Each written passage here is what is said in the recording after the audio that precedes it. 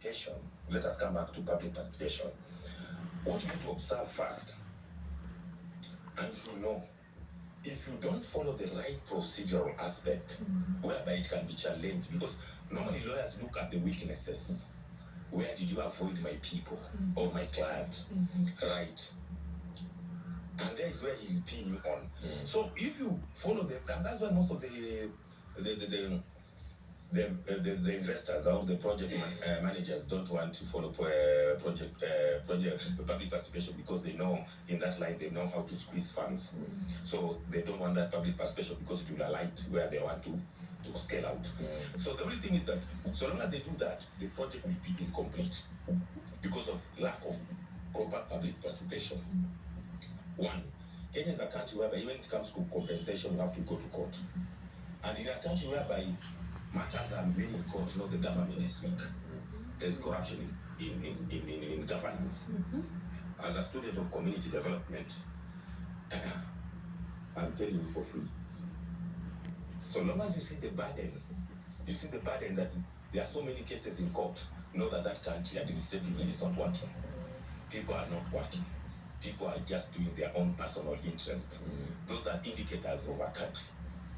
Or an indicator where the country is poorly economically. You look at the way the labor aspect.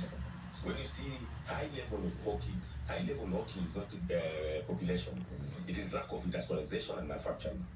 Because the people who are supposed to be in manufacturing are now no opportunity in industrialization, so they can't hawking.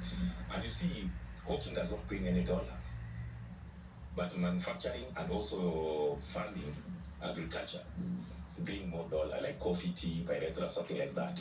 So I've been advising even my country, but you see, you just give advice to take it upon them. This country, right now, if we are serious, even this finance, we should focus on the aspect of investors. How can we attract more investors in the country? And taxation, we shall get directly or indirectly by itself. Because once people are captured in one place, they'll have to spend. Because ask yourself, how many people spend in a day? You see somebody saying that lunch is not a must. Do you see you are denying your country a tax there? If you don't take lunch, don't you see that? Don't you see? Sometimes you don't take lunch to your place. You walk. Don't you see that you are evading tax? You see? So that is also a tax evasion. So you see, sometimes I do try to advise the concerned people in my country, but they don't want to listen. And what I've come to realize, if you are trying to give them good advice, they hate you. Yeah. And they blacklist you, and they keep on watching you. Even like now, I've talked here.